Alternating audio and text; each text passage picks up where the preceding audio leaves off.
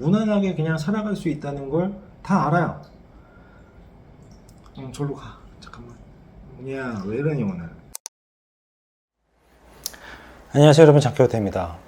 우리가 살다 보면은 인생이라는 게 좀 보편적이고 정석적이다 라고 볼 수 있는 어떤 루틴이 있는 것 같아요. 뭐 좋은 학교에 진학을 해서 그걸 통해서 좋은 회사에 들어가서 많은 돈을 안정적으로 벌면서 가정을 꾸리고 아이를 키우면서 화목하게 살아가는 거, 이게 어떻게 보면은 보편적이고 정석적인 어떤 루틴이 아닌가, 이런 생각을 하는데요.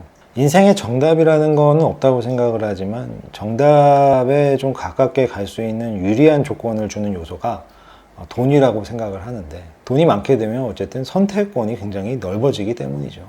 사람은 결국에는 나중에 다 하고 싶은 걸 하면서 살고 싶어 하는 마음이 누구나 다 있는 것 같아요. 그게 뭐 파이어족이 됐든 뭐 임대업자가 됐든 뭐가 됐든 간에 누구나 다 나중에는 자기 멋대로 좀 살고 싶은 마음이 있을 거예요. 그렇게 원하는 삶을 살기 위해서 필요한 게 결국에 돈이기 때문에, 그러다 보니까 뭐 유산 상속이네, 뭐 주식이네, 부동산이네 하면서 뭐 형제지간에도 싸우고 뭐 친구끼리도 싸우고 뭐 서로 막 그렇게 상처를 줘가면서까지 어떻게든 돈을 좀 더 많이 벌려고 그렇게 아동바동하는 것 같습니다. 그래서 어떻게 보면은 참 씁쓸한 게 현대 사회를 살아가고 있는 사람의 인생 자체가 그냥 돈을 벌기 위한 인생이 아닌가, 막 그런 생각도 들어요.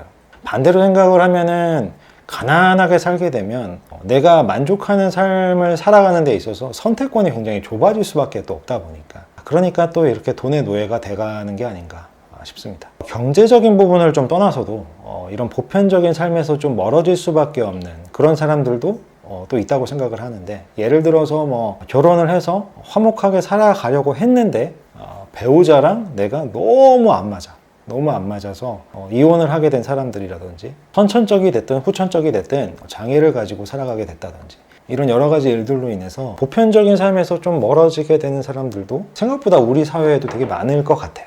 자, 그러면 이렇게 내가 좀 평범하지 못하게 살고 있다, 그래서 내가 좀 불행하다, 내 인생이 좀 말렸다, 이런 생각이 들 때 어떤 마음을 가져야 될까, 어떤 마음가짐이 필요할까, 여기에 대해서 좀 이야기를 해볼게요.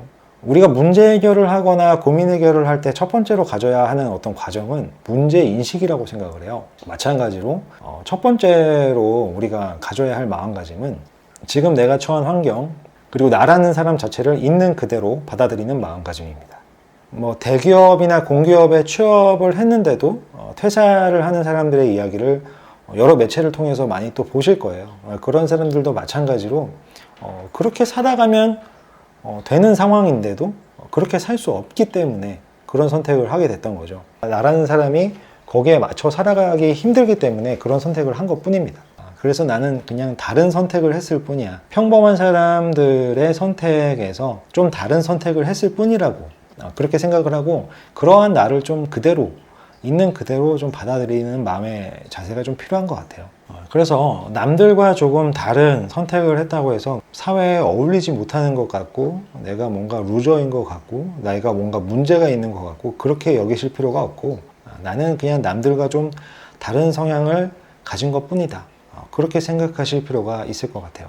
지금의 나라는 사람이 좀 쪽팔린 모습일지언정 그게 지금의 나라고 그냥 인정을 하고 그냥 있는 그대로의 지금의 나를 받아들이셨다면, 두 번째로는 내가 다른 선택을 했기 때문에 그 다른 선택을 했을 때 이제 앞으로 나아가야 할 길도 좀 달라야 할 거잖아요. 그래서 지금의 내가 할 수 있는 어떤 선택과 할 수 있는 일들을 하나씩 찾아서 해보는 거죠. 그리고 마지막으로 세 번째는 포기하지 않는 마음이에요.